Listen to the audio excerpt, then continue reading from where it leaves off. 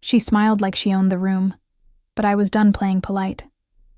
Elaine floated around the Christmas table, laughing, pouring wine, flashing her perfect teeth, making sure every compliment landed with a soft, backhanded slap. My stomach clenched. As I adjusted the napkins, feeling the familiar weight of dread settle over me. Thomas sat at the head of the table, eyes darting nervously between his mother and me. He knew how hard these dinners were on me, but he never truly stepped in. "Let's just get through it, babe," he'd whispered that morning, kissing my cheek softly. My chest tightened, the knot of resentment twisting just a little deeper. Elaine had always made it clear I wasn't good enough for her son. My cooking was too bland, my job too unimpressive, my family too ordinary. And tonight, Christmas dinner, her favorite stage, she was in top form. "Oh, Natalie, did you make this pie?" she cooed sweetly, raising an eyebrow. How brave. I forced a polite laugh, cheeks burning, fingers trembling slightly as I passed the dishes. I caught Thomas glancing at me, guilt flickering in his eyes, but he said nothing. The familiar script played out. Elaine's digs, my silence, his avoidance. Sarah's text buzzed in my pocket. "You okay? Surviving?" I wanted to scream, "No, I'm crumbling," but instead I typed back, "Just one more hour." Sarah's reply popped up instantly. "You don't owe her your peace, Nat." My throat tightened. Dinner dragged on, each course laced with subtle humiliation. "Oh, Natalie, did you buy this wine? Interesting choice." Or, "I suppose you tried with the decorations this year." My chest ached, my hands clenched in my lap under the table, my breath shaky. Thomas raised his glass for a toast, smiling nervously, and Elaine leaned in, sliding a small, elegantly wrapped gift toward me. "Just a little something," she purred. Her eyes glinting, my stomach dropped. I opened it slowly, revealing a delicate, expensive bracelet and a note. "A little sparkle to lift up your simple style." My cheeks flamed, my throat tightening painfully. Thomas laughed awkwardly, reaching for my hand. "She's just teasing, babe." But in that moment, something cracked. And I knew. Tonight wouldn't end the way Elaine expected. A daughter-in-law like me should just smile, right? That's what I told myself, over and over, as I forced a polite grin, murmured thanks, and slipped the bracelet back into its box. Elaine beamed, eyes dancing with smug satisfaction, her perfect little Christmas performance continuing without a hitch, but inside, I was shaking. I excused myself quietly, stepping into the hallway, pressing a trembling hand to my chest. My heart pounded hard, my cheeks burned, and my eyes stung with unshed tears. I pulled out my phone, fingers fumbling, and texted, "Sarah." "She's doing it again. The jokes, the digs. I'm so tired." Her reply came instantly. "You don't have to take it, Nat." I wanted to believe that. I wanted to be the woman who stood up, who spoke out, who called Elaine's bluff. But every time I tried, Thomas's face flashed in my mind. His pleading eyes, his tired sighs, his whispered, "Let's not make a scene, babe." So I stayed quiet. Dinner resumed, laughter bubbling around the table, the wine flowing, the decorations glittering in the candlelight. Elaine leaned across the table again, her voice lilting sweetly. "So, Natalie, are you still working at that little marketing firm? Such a modest path, dear." My stomach twisted sharply. Thomas gave me a soft, warning glance, his fingers brushing my knee under the table. I clenched my jaw, forcing a brittle smile. "Yes, Elaine. Still there." She chuckled softly, shaking her head, eyes sparkling. "Well, as long as you're happy." My heart ached with the familiar sting of her quiet cruelty. But then, as I reached for another dish, something caught my eye. a pale envelope tucked among the stack of gifts on the sideboard. My name wasn't on it, but Elaine's was. My pulse quickened, my breath hitching slightly. I didn't know why it drew me in, but something about it felt out of place. Elaine continued her soft jabs, oblivious. Thomas refilled drinks. The rest of the family laughed. The clinking of forks and glasses filled the room. But my mind stayed locked on that envelope, a quiet hum building in my chest. I slipped away again when no one was watching, moving to the sideboard, fingers trembling. As I picked it up, it was heavy, thicker than a card, sealed tightly. My heart pounded hard in my chest. I knew I shouldn't. I knew it wasn't mine. But something pulled me forward. Sarah texted again. "You okay?" I typed back. "I think I just found something." Her reply shot back fast. "What?" I swallowed hard, staring at the envelope, and I realized I wasn't the only one hiding something tonight. He lied. She mocked. And I uncovered the truth. That's the sentence that repeated in my mind as I slipped quietly into the guest bedroom, the pale envelope gripped tightly in my shaking hands. My chest heaved, my fingers trembled, and my mind raced. What was I doing? Why was I doing this? But I couldn't stop. I sat on the edge of the bed, staring down at Elaine's elegant handwriting, the thick seal, the faint scent of her perfume on the paper. My stomach twisted with guilt, but also, underneath, a dark flicker of satisfaction. For once, maybe I was the one holding the cards. I peeled the flap open carefully, heart hammering. Inside was a folded letter and several glossy photos. My fingers trembled harder as I opened them, breath hitching sharply as the images slid into view. Elaine, laughing, smiling, her arms wrapped tightly around a man who wasn't her husband. My throat closed, my vision blurred. Date stamps in the corner, hotel names, intimate dinners, weekend getaways. My mind reeled. This wasn't old. This was current. Elaine, the woman who prided herself on perfection, on family values, on superiority, was having an affair. I pressed a shaking hand to my mouth, a wild, choked laugh bubbling up. She's been cheating. The woman who spent every family gathering tearing me down, mocking my marriage, treating me like I was disposable, was hiding the biggest secret of all. I stared at the photos, at the letter tucked among them, at the bold, blackmailing words scrawled across the page. Someone knew. Someone was threatening her. And now, so did I. Sarah's text buzzed again.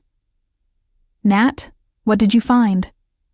I exhaled shakily, typing back. "Elaine, she's cheating." Her reply came in seconds. "Holy shit. You're holding nuclear material, Nat." I let out a trembling breath, tears pricking my eyes. My chest ached with a tangled knot of shock, anger, and something sharper, something colder. I tucked the photos and letter back carefully, smoothing the envelope, slipping it into my purse. My reflection in the mirror caught my eye, wide-eyed, pale but suddenly steadier. Elaine had spent years playing the perfect queen at the table, but tonight, I held the one thing she couldn't control, and suddenly, I knew exactly how this dinner was going to end. This wasn't family. This was emotional warfare. I stood in the bathroom, gripping the sink, staring hard at my reflection. My hands trembled, my heart pounded, but something fierce burned under my skin. Elaine had humiliated me for years. She'd mocked, gaslighted, manipulated, all while hiding this. I clenched my jaw, blinking back tears, breathing through the surge of rage flooding my chest. I thought of every dinner, every holiday, every quiet moment where she'd leaned in and whispered some polished little insult, leaving me to smile politely while my insides twisted. Thomas's face flashed in my mind. He'd never defended me, never truly stepped in, always urging me to let it go. I pressed my hands flat against the cool marble counter, the anger boiling hotter. No more. I wasn't going to sit silently and swallow this anymore. Sarah's text buzzed again. "Nat, what are you going to do?" My fingers hovered over the screen. My breath hitched. And then, slowly, a faint smile tugged at my lips as I typed back. "I'm going to give her one last gift." I smoothed my hair, straightened my dress, slid the envelope carefully into my purse. My legs trembled as I walked back down the hall, but each step grew steadier, firmer, sharper. Elaine's laughter floated from the dining room, rich, full, smug, and I let it fuel the fire building inside me. Thomas caught sight of me first, his brows furrowing slightly. "You okay, babe?" he murmured. I smiled softly, brushing, a hand over his arm. "I'm fine, love. Just fine." His eyes flickered with concern, but he nodded, turning back to his wine. Elaine leaned across the table, flashing me her perfect, polished grin. "Everything all right, Natalie? You were gone quite a while." My stomach twisted, but my smile stayed steady. "Oh, I just needed a moment," I murmured sweetly. "But I'm back now." The family settled in for dessert, laughter bubbling again, forks clinking softly.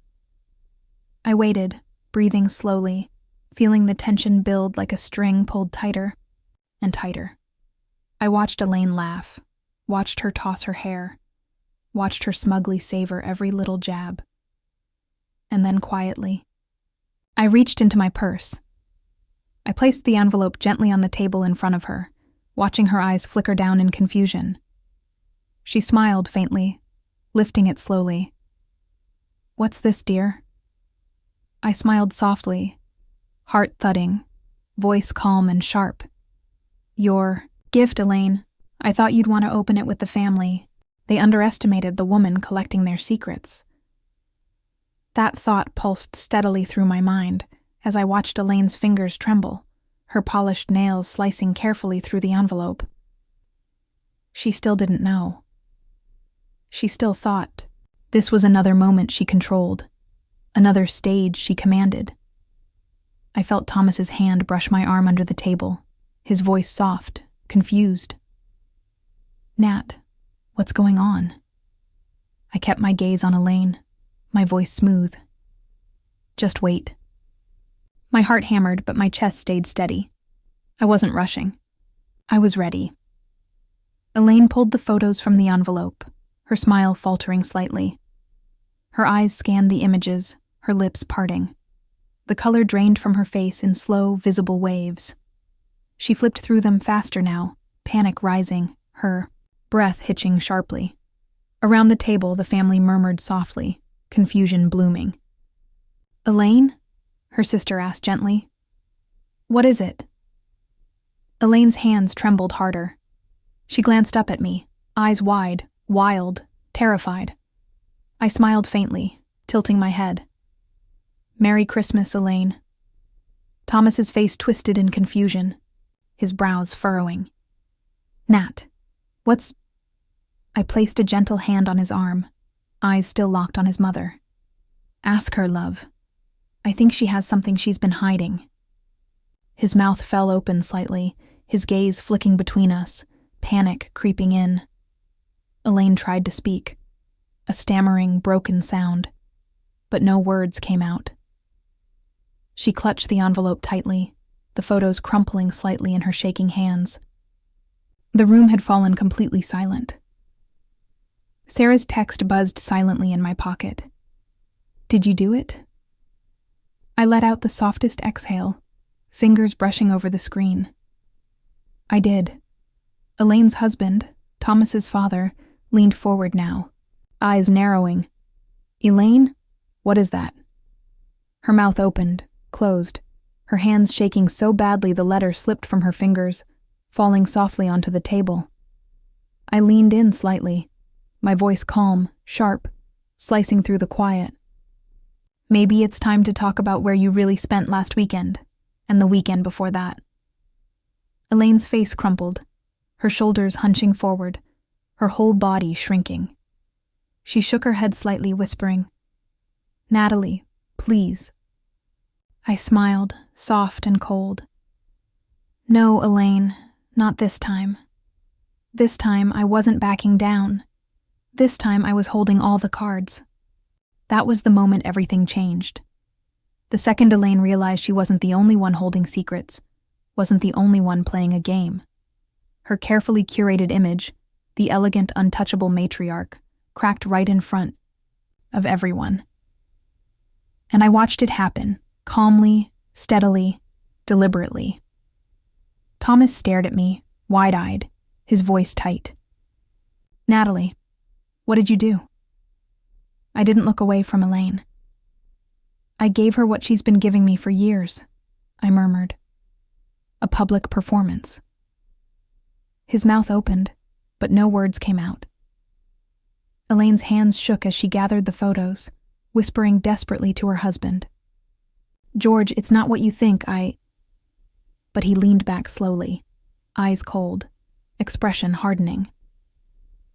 "Elaine, we'll talk later." Around the table, forks clinked softly against plates. Eyes darted nervously. Awkward silence stretched, thick and heavy. I sipped my wine slowly, heart pounding but breath steady. I could feel the shift ripple through the room. The queen had been dethroned. Elaine's sister leaned forward gently. "Natalie, dear, maybe we should keep this private." I smiled faintly, tilting my head. "Oh, I agree. But private's never really been Elaine's style, has it?" A soft gasp rippled through the family.